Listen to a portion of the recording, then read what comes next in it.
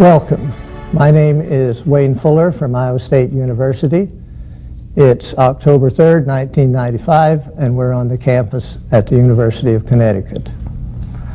On my right is Michael Perlman from the University of Washington.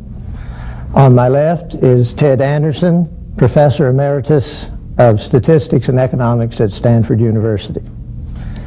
Ted has just completed a lecture on R.A. Fisher and multivariate analysis and has agreed to chat with Michael and me about his career. He received his PhD from Princeton. He spent a year at the Coles Commission at the University of Chicago, some 21 years at Columbia, and the years since 1967 at Stanford. He's a recipient of many honors, including being a fellow of the American Statistical Association, of the Institute of Mathematical Statistics, of the Econometric Society, and the American Association for the Advancement of Science. He was elected a member of the National Academy of Sciences in 1976. He's a prolific author, including 2 classic books, An Introduction to Multivariate Statistical Analysis and The Statistical Analysis of Time Series. I'm sure we'll hear more about those later, but let's begin on a little more personal note. Looking through your vita, I see that you went to college at North Park College in Chicago. Yes. I went to North Park College 1935-37. It's a junior college in Chicago. My family had just moved to Evanston, Illinois. This college is an activity of the denomination, which at that time was in Svenska Evangeliska Missionsförbundet, which is an offshoot of the state church in Sweden. My father was a minister in this denomination, so it was natural that I went to North Park. This was a liberal arts college, and I got a general education for 2 years. And let's see, after that? Then I went on to Northwestern, studied for 2 years for a bachelor's degree, and stayed for 1 more year graduate study before I went to Princeton. And let's see, were you doing mathematics then? Well, when I went to Northwestern, I was a major in chemistry. But during that junior year, I decided that chemistry wasn't for me. It required laboratory work, and I was not adept at that. So before my senior year, I decided I'd either go into psychology or into mathematics. And I opted for mathematics. The trouble was that I hadn't been taking any mathematics until my junior year, so I was way behind in mathematics and had to make all that up in the final year. So my senior year at Northwestern, I took mathematics and economics. I was interested in economics as a minor. And of course, both mathematics and economics became my subjects during my career. Were there any individuals that particularly influenced you at that point? Yeah, there were 2 professors at Northwestern that influenced me. One was Harold T. Davis, who wrote on econometrics and time series analysis, various subjects in mathematics. He was a very prolific author and had he was very stimulating, lots of ideas. As far as statistics goes, he was of an old-fashioned school, and he never really got to the point of appreciating statistical inference as a methodology in itself. To him, statistics was more gathering data, using ad hoc models, but without inference based on probability. But he was interested in mathematical aspects of economics. Yeah. One of the things, he introduced me to time series analysis, and he was interested in Fourier analysis of time series. so that got me going in that way in time series analysis. The other influence on me was an economist, William Jaffe, who was not very well versed in mathematics, but he wanted to develop economics, or he was interested in developing economics in a mathematical way. So in his courses, I read books like Henry Schultz's Theory and Method of Measurement and Demand Theory. Right. So long ago, I couldn't quite remember the full title. And from Northwestern, you went to Princeton. How did that happen? Yes, I went to Princeton in 1940. Since I had started mathematics so late, there was no possibility of my going to another university the first year of graduate study, because I hadn't developed enough of a background in mathematics. And during the first year of graduate work, that is at Northwestern, I applied to several institutions that had statisticians. One was Columbia with Harold Hotelling. Another was Princeton with Sam Wilkes in doing statistics. It happened that Al Tucker, who was at Princeton, assistant professor at Princeton, had married the daughter of a professor at Northwestern. And so he had some information beyond what was in my application, and I think that's how it was arranged that I got a fellowship at Princeton. So things depend on who you know. It doesn't hurt a bit. So let's see, this would have been... So this was 1940 I went to. Yeah, right.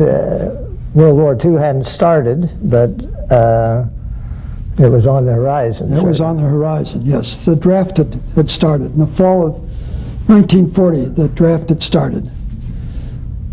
And then while you were at Princeton, there was a lot of war work, I guess, went on.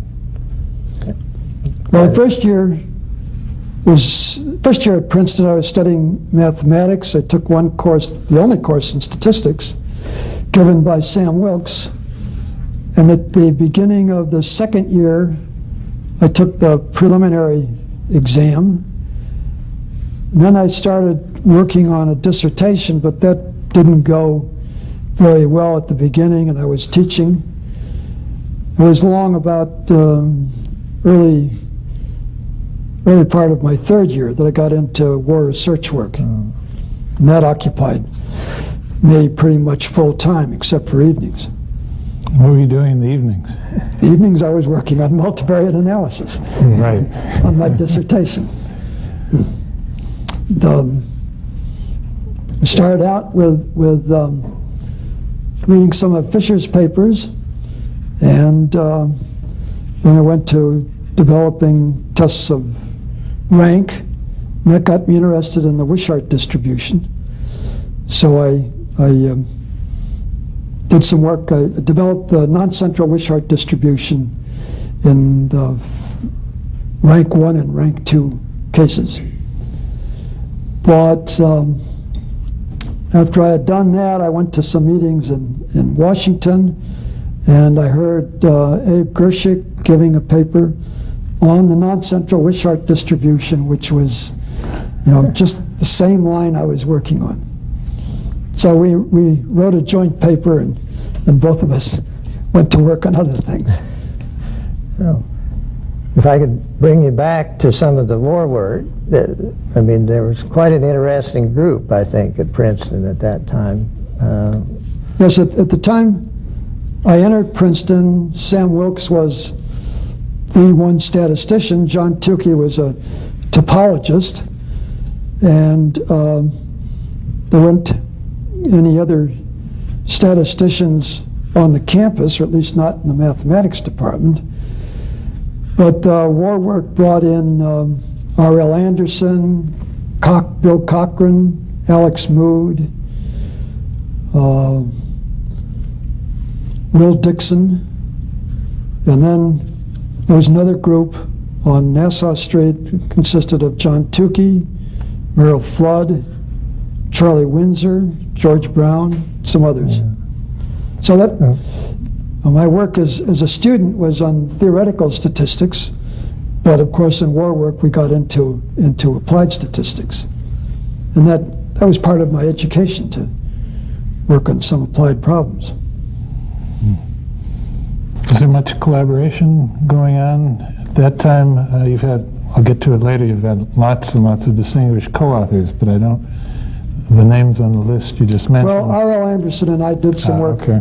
on serial correlation.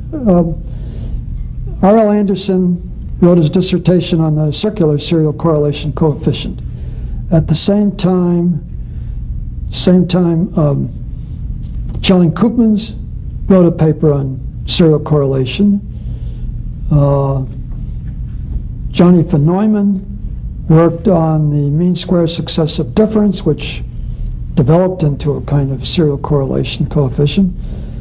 And Will Dixon was working on that for a dissertation, and then found he had a lot of competition. So, But anyway, R.L. Anderson and I got together on using deviations from fitted Fourier series. And that led to a paper that we wrote actually a little bit later. so, And the ideas from that went into a paper on serial correlation on a general theory, applying Neyman-Pearson theory to the problems of serial correlation. so if we move along sort of chronologically, the next place after Princeton was the Coles Commission. Yeah. The Coles Commission, World War II ended in August 1945. I'd been at Princeton for 5 years. I was ready to move on to a different area. One thing I was tired of being in an all-male institution, as Princeton was at that time. And I wanted to get into something, into other uses of mathematics. So I was interested in economics, and just Oscar Morgenstern, an economist at Princeton, put me in touch with Jacob Marshak of the Coles Commission. And I had an agreement at Princeton that if I hadn't found a position by the time the fall semester started, which was the 1st of November, then I would be teaching. So I had an interview with Jacob Marshak on the Sunday before November 1st. And he said, well, he thought my background in statistics would be useful at the Coles Commission, but he wanted to go back and talk to his colleague, Schelling-Koopmans. I said, yeah, but that's tomorrow, and tomorrow I have to have made my decision. So he made a phone call and decided, yes, he would take me on. That was very, very fortunate. Yeah. Didn't you also have another interview with Arthur Burns I had around an that interview time? with Arthur Burns of the National Bureau of Economic Research. And he said, we have no use for anybody as highly trained in statistics as you are. So I was overqualified for that job. The Coles Commission was a very exciting experience that year. Let's see, you've mentioned Marshak and Koopmans. Who were some of the other people around? Yes, there? the other economists were Leo Hurwicz and Larry Klein, and a fifth one was Trygve Havamo, who came a few weeks after I did in the fall. This was a high-powered bunch. 3 of these economists became Nobel Prize winners eventually, and the other 2 were members of the National Academy. Then there were 2 graduate students in statistics. Really, there were graduate students in mathematics, but but they were doing statistics, and they were contributing their share to the work of the Coles Commission. That was Herman Rubin and Roy Leipnick. So it was a very, very talented group of individuals. I read someplace something where you described a little bit about the physical arrangements, how the group was set up. Yes, an unusual aspect of the Coles Commission was we were all working on simultaneous equations, models and methods and applications, so it was a concentrated cooperative effort. And the Coles Commission had a good-sized room. That room was maybe 30 feet by 30 feet, and along the outside were little cubicles that were just large enough for a desk and a chair. I don't think even a bookcase. And the partitions only went part way up, so conversations were heard all over it. It Encouraged communication. encouraged communication very much, yes. And then there was a big room in which we had our seminars. Well, certainly you started a lot of things at that place. You mentioned Rubin, which brings to mind limited information, maximum likelihood. Tell us a little bit about that. Yes, when the simultaneous equation model, you might say, is the model is that a set of linear combinations of dependent or endogenous variables are set equal to linear combinations of independent or exogenous variables plus random unobserved disturbance terms. And the problems had to do with inference about these coefficients and estimation, test of hypotheses, and so on. So what Herman Rubin and I worked on was the estimation of a single linear combination. This depended on estimating the regression matrix of the dependent on the independent variables, to estimate that in such a way that a sub-matrix had a lower rank than the maximum possible. This was very similar to what I worked on in a dissertation.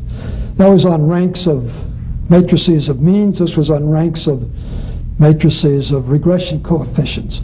So it's very much related, and we developed a method of estimating the coefficients of a single equation, particularly in the case when the equation was over-identified, which meant that the rank restrictions really had some bite to them. And this led later on to what was known as the two-stage least squares method, and became very, very much used in econometric model building. But this basic problem of rank or restrictions and so forth is really a problem with wide ranges of applications, and one that you've come back to, I think. That's right. In one form or another, it comes into factor analysis. It comes into some forms of multivariate analysis of variance. Comes into principal components. Canonical correlations is another version of it. So, as you say, in one form or another, I've come back to this again and again over the years. And profitably, I might say. Made some progress on those problems, yes. I had a note here on measurement error. Is it fair to say that earlier measurement error was fairly important in economics, and with sort of the enthusiasm for simultaneous equations, that was pushed in the background, but yet you developed an interest in the area? Yeah, before the simultaneous equations approach, which was really innovated by Trygve Havamal, the popular model was that you observed economic variables that were made up of of some systematic parts that satisfied linear relations. That plus random error, and that was interpreted as error of measurement. And that was a popular model. In fact, Charlie Koopmans used that model himself earlier in the game. And during this development, we developed, Leo Hurwitz and I in particular, excuse me, developed a model which had both the errors of measurement and the disturbances in equations. But we felt at the Coles Commission that the disturbances, the shocks, if you wish, were much bigger, much more important than the errors of measurements, so we sort of dropped that out of the picture. And then later it came back to errors in measurement, as of course you have worked in that area too. Yeah. So we're talking about things that were going on for you 1 year. Now, obviously you followed up on these things later on. We can come back to some of them. But at the end of 1 year, you left the Coles Commission, went to Columbia, I guess. Yes. Excuse me, before we get to Columbia, all this 1 year was taking place at Chicago, and you've mentioned some very distinguished people who influenced your life and career. I think there was another very distinguished person who you met at Chicago who influenced your life. That's right. I met a young lady, Dorothy Fisher, who eventually became Mrs. Anderson. So it was an important year in several respects. You must have been very busy that year. I was, and as you have mentioned, it had consequences further on.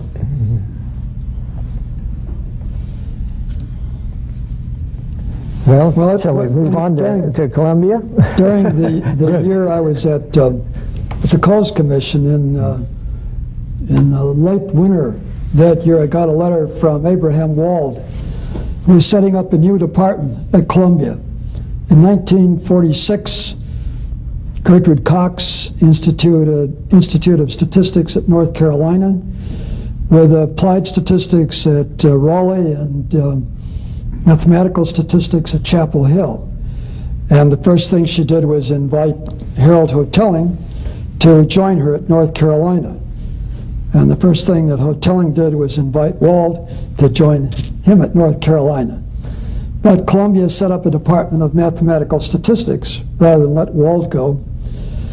And Wald started assembling a department. So he had arranged an appointment for Jack Wolfowitz, and then he offered me a position.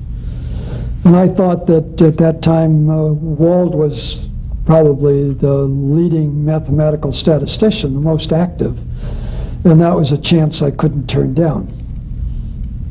So, although I enjoyed the Coles Commission, it was a very productive year, I decided to move on to Columbia. Tell us about some of the students you encountered in those early years at Columbia. I went to Columbia in 1946, and this was, of course, at the end of World War II. And there were many people who had been in the armed forces during the war and were ready to go back to school. They went back on the GI Bill of Rights. That first year at Columbia, some of my students became very well-known names in statistics, like Charles Stein, Bill Kruskal, Gottfried Noether, who came here to Storrs, Bob Beckhofer, Rosita Sitgreaves. There were more who became well-known. So it was an interesting situation. Maybe most of the students were a little bit older than I was. Did you have a future Nobel laureate in your class? Or maybe you had many? The first year I was at Columbia, one of the persons who attended a course I called Stochastic Difference Equations, which was a kind of time series analysis, was Franco Modigliani, who was then at the New School for Social Research. And eventually became a Nobel laureate. Oh, Herman Chernoff was somebody else who was at Columbia that year. I see. I first encountered your work through your classic multivariate analysis book, which I think had roots in part back at Princeton with Wilkes. Could you? Yeah, in 1944, the Shewhart-Wilkes series of Wiley and statistics and probability was started, and Wilkes suggested that he and I write a book on multivariate statistics. So we signed a contract with Wiley in 1944. Well, in 1946, when I went to Columbia, I had in mind preparing such a book, and I gave a year-long course, multivariate statistics, and I had two PhD students to write up my notes. One was Charles Stein, and the other was Goldman Seth. I was very fortunate in having some very competent students and conscientious to do that. Then I saw that I was going to write the book, that Sam Wilkes had too many other irons in the fire, so we dropped that contract, and I wrote another one with Wiley. But as you know, it took until 1958 before I finally felt satisfied with the manuscript I had. So it took a while to develop. And then you immediately started to write the second edition, which took it. You had to work As on a the matter time of fact, series. then I started writing time series. I haven't stopped writing books since. Well, before I let you get back to time series, let me keep him on the multivariate track.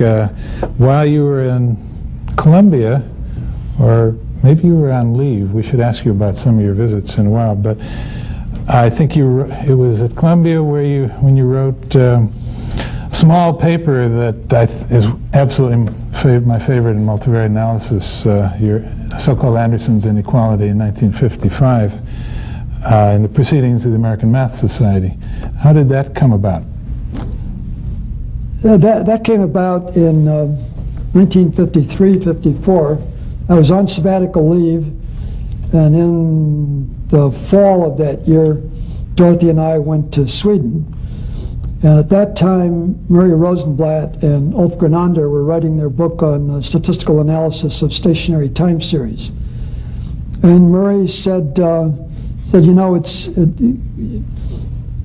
we're interested in stochastic processes, Gaussian stochastic processes, and we're interested in the supremum of the absolute value of the process. And it seems to us if you have if you take one process and add an independent process, you get one that's more spread out, and it seems like that spreads out the distribution of the maximum. But he says we can't prove that. So I thought, yeah, it looks intuitively reasonable, and I formulated in finite dimensional space. You have a vector of multivariate normal variables, and you consider the distribution of the maximum, the probability that the maximum is less than some number. And that seems reasonable that decreases if you increase the variances or the covariance matrix of this vector. But I had trouble verifying this, and I kept thinking about this problem and decided, well, you know, what makes this thing work is that you were considering the probability of falling in a convex set, that the maximum wasn't particular, that a cube wasn't particularly important aspect of it. And I kept thinking about it. We went back to New York, and then eventually we got out to Stanford, and I kept reformulating it.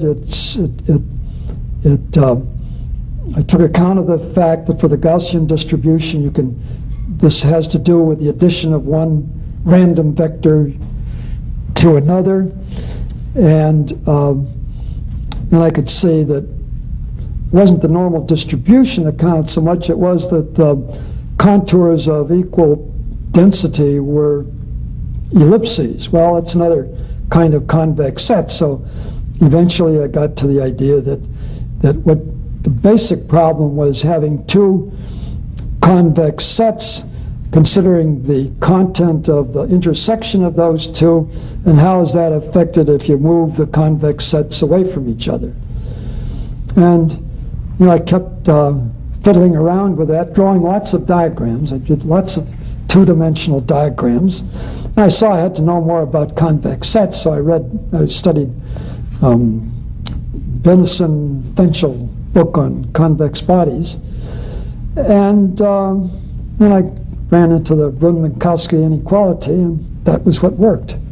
So it took a lot of searching. So you learned the mathematics you needed as you went along, Yeah. motivated by the problems you were Yeah. working on. Yeah. I just want to add that idea of starting out with a dilation, that was the problem. You were concerning with the probability under dilation, and having the insight to see that it could be solved by studying the effect of translation was a wonderful idea. I wish I had thought of it myself, as I say after reading many of your papers. Well, now one aspect of it was to generalize from a cube to a convex set. That was making it more general. But then on the other hand, the other aspect was to bring it down to essentially just two convex sets. And I think I did, in that case, got to the right formulation of the problem and the right answer. The elegant Very good. formulation and answer. Well, we might just switch. During your time at Columbia, you had a number of other duties. I think you chaired the department for some time, at least. Yeah, I went to Columbia, as I said, in 1946, at which time Wald was the chairman. That year, Fairweather Hall was being renovated. There was only one office for the whole department. So I didn't get much contact with Wald. I mean, I didn't get much chance of any intellectual cooperation. The next year I went on sabbatical. The next year Wald went on sabbatical. And then the whole department was together. In 1950, Wald was going away again, this time to India to lecture. And he asked me to be the acting chairman while he was gone. And the great tragedy happened. His plane, he and his wife were killed in a plane accident in India. So that, and I had the responsibility of holding the department, which was difficult to do. So I was chairman, acting chairman then, became chairman for a full term later. Then I was acting chairman again, then chairman. So I had that. Got a little administrative experience in there. Plenty. Yeah. I was also editor of the Annals at the same time. 50-50. Sort of in the spare too. time. Yeah. So, Anne started the time series book, or let's see, more than started. Well, I gave a course. The work at the Coles Commission involved time series analysis, among other things, and I mentioned an interest even earlier. So at Columbia, from time to time, I gave a course in time series analysis, and I thought originally there that I'd have a student. Actually, I had a student, Vernon Johns, that took notes on the time series course, but time series was different from multivariate. And that multivariate had a large body of results that could be organized well and hung together. It could fit into the Neyman-Pearson theory of inference and the Wald decision theory. But in time series, things were not that well organized. There was some Fourier analysis, some spectral analysis. There was one aspect of it.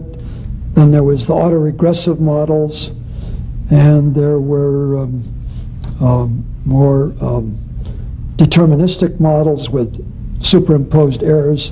So that field was not nearly as well organized. So I wasn't ready to just sit down and write a more or less definitive book. I had to do much more research to get that field could handle it better. Well, you certainly wrote a definitive book. How do you feel about the two fields currently? Well, the time series book came out in 1971, and that was about the time that Box Jenkins came out, developed the ARMA models more fully than I had done in the book. Then became the interest in unit root problems, the sort of thing that you, Wayne, have worked on, that is non-stationary processes. So a lot of things have been added since 1971. And I am working on a revision of the time series book, but again, there's a lot to be added in these past 24 years. Well, that's certainly true, but it's also true that you worked on non-stationary autoregressive models years earlier. I had that paper in 1959, yes. Yeah. And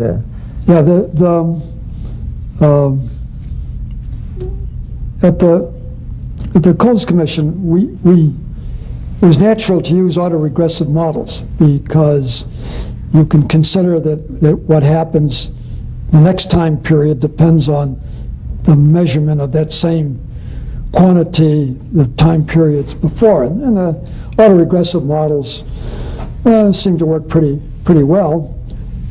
We usually assume that the coefficient in a first order process was less than 1 in absolute value, so it was a stationary. It defined a stationary process. But there were cases in which that wasn't suitable. If the coefficient was 1, you essentially got a random walk. And we had been interested in that at the Coles Commission, and then I sort of put it aside. But what brought me back into it was a paper by John White in which he considered the case of a unit root. And then I looked at the case of root, one or more roots being bigger than 1 in absolute value, the explosive case. you also had a nice proof of distribution, I think, in that paper on the stationary case. Yeah, the stationary case, the important work had been done by Mann and Wald in 1943, getting the distribution. And in typical Wald fashion, when Wald wanted to prove something, he would assume whatever it was that he wanted to use to prove it, like existence of all moments or things like that. And that's what he did. Well, you had a regressive model. Obviously, you don't need any moments higher than 4th. But I thought you really don't need any moments higher than 2nd because you get the answer in terms of 2nd-order moments. So I thought about that and then saw a way of getting the asymptotic distribution with the minimum assumptions, namely just the 2nd-order moment existent. And then I proved that. And several years later, Morris Walker and I were together at an institute that the IMS ran at Michigan State, summer of 1964. And I said, well, I thought this would work for any kind of a moving average process. And he didn't think it would, so I showed him it would, and we wrote a joint paper that did that. So some of the things I've been interested in have been to get results with a minimum of assumptions. Yes. Get them more clean cut. I think that's one of the hallmarks of your work. I think there's a point to that one can understand the method better if you eliminate the unnecessary aspects, if you try to get down to the essentials of the problem.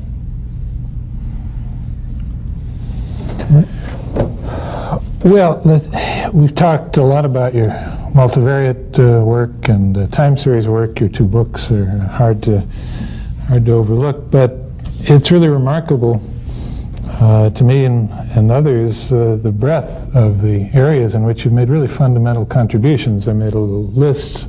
I'd remember sequential analysis, classification, inference for Markov chains, non-parametrics, matrix theory, and it goes on and on. So I want to make sure we talk at least about one or two of these other areas. Sequential analysis, for example, you have a fundamental paper on modification of the Wald sequential probability ratio test. Can you give us a little history of sequential and your involvement in it? Well, sequential analysis was developed primarily by Abraham Wald. The sequential probability ratio test was developed by Abraham Wald in 44, 45, towards the end of during World War II. And the sequential probability ratio test became kind of the standard. Wald and Wolfowitz proved the so-called optimal property of the sequential probability ratio test. If you take a simple, suppose you test a hypothesis about the mean of a normal distribution when you know the variance. So if you test the hypothesis the mean of the distribution is 0 versus that it's 1, the sequential procedure is that you can plot the sum x1 to xn.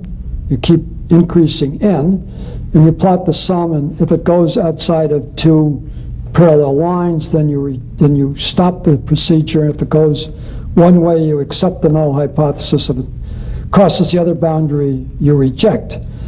Now, the trouble with that procedure is that if the value of the mean of the distribution that you're sampling from is in between 0 and 1, then making the decision isn't as important as if it is one of those values.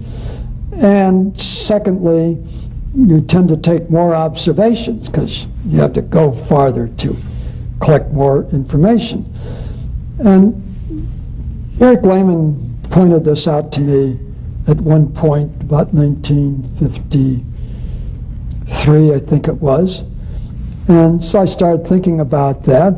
I had been working on goodness of fit tests where you consider the Kolmogorov-Smirnov criterion, for example, can be put in terms, the asymptotic distribution can be put in terms of a Gaussian stochastic process going outside of two bounds. So I was familiar with some of the mathematical techniques for such kind of problems, and I could see that one of those techniques I could modify in order to consider the probability, instead of having parallel lines, of having converging lines. And could get assuming instead of discrete observations, a continuous time stochastic process, I could get expression exactly for this probability. And it was amenable to calculation. So that was my modification. Well, you could have converging lines with a possible truncation. The Hifting had a theoretical result that gave a lower bound, it gave a bound to how much you could reduce the expected sample size to. And my calculations came within a couple of percentage points of this lower bound.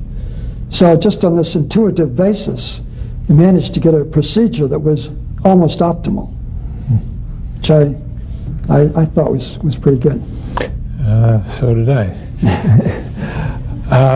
I'm going to touch on one or two more, but let me drop a few names. Not only have you picked important subjects to work on, you've picked important and outstanding co-authors. The list of co-authors you've worked with, it is illustrious. Leo Goodman, Raj Bahadur, you've mentioned Herman Rubin, Don Darling in the Kolmogorov Smirnov.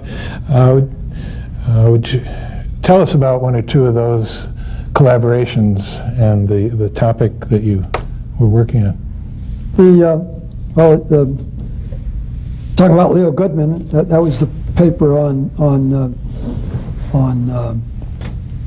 inference, statistical inference in discrete Markov chains. The way my work came about on that was that the first year when I was at Columbia, Doob was a visiting professor in the second semester, and he had a course on stochastic processes. And I hadn't learned very much about stochastic processes, so I sat in on that course. It was 4 hours of lecture a week, and that eventually formed the basis of Doob's book on stochastic processes. And at that time, I happened to meet Paul Laszloffy, a sociologist, who was interested in getting statisticians to consider the kind of problems that he ran into in sociology and psychology. And he talked me into being a consultant for the Bureau of Applied Social Research. And one of his problems was, he says, look, we go out and get a panel of respondents. We ask them, are you going to vote Republican or Democrat? And then a month later, we go back to these same people and ask this question over again. And so we have responses. Well, it occurred to me, after Doob had lectured about Markov chains, that this might be a model to use to analyze this panel data. So I set up maximum likelihood estimates and likelihood ratio tests. Like, for example, we might test the hypothesis that the kind of model is, given that a person is a Democrat, what's the probability he's a Republican next time? So you have a chain, two states, Democrat or Republican, and assume that the probability of being in the state the next time period is just simple probability depending on the state, the original time period. So I tried these Markov chain models, and they seem to work reasonably well. I wrote a technical report for Laszloffy, and eventually part that involved the data were published in a volume called Mathematical Models in the Social Sciences. Now, in the meantime, Leo Goodman had heard about this problem, and I think that he had seen the memo that I had written, and he got interested in it. And he pointed out that we got simpler analyses, or it was easier to carry out if you did these in terms of chi-square tests rather than likelihood ratio tests. And then we got together and published this paper in the Annals of Mathematical Statistics, and we had the asymptotic theory. That is, asymptotic theory is the number of respondents increased. And that's led to a lot of further studies. For example, there's the so-called mover-stayer model, which has you assume that some people will not make changes, but the people who do make changes are subject to a Markov chain. So that's a frequently cited paper. So there's an application at the origin. That was the origin, yeah. Well, it was that the problem presented to me came at the right time, right after I learned about this from Doob's lecture.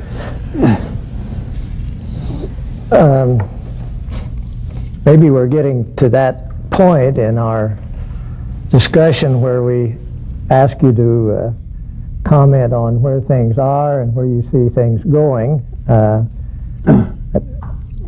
lot of your work is concerned with optimal procedures for fairly tightly specified models. I think that's fair to say. What do you see as the current trends and new statistics going at the moment? Well, it's kind of trite to say, but the advent of the computer has changed things a lot. For one thing, we can handle larger data sets now, so that instead of having 2 or 3 variables in multivariate situations, you may have 100 variables. Instead of having sample sizes of 25 or 50, you have thousands in image processing and so on. So that's made a difference, and that's brought in more data analysis, I think, which can be evaluated more in asymptotic terms. But then another big change has been the process of the possibility of simulation. So if you have a model and you want to know the distribution of a statistic, you simply sample by random numbers from that distribution and see what happens. And of course, resampling techniques like cross-validation and the bootstrap and the jackknife have led to more robust methods. I guess that's another thing to mention, robust procedures. Whereas the classical multivariate statistics was pretty much based on the normal distribution, and that led to quadratic statistics. Now there's been a lot on minimum mean deviation methods, and of course the resampling methods like the bootstrap are used instead of getting analytic results. I think that certainly has given a lot more power to statistical methods. On the other hand, there has been much less emphasis on optimal procedures, on theoretical results like power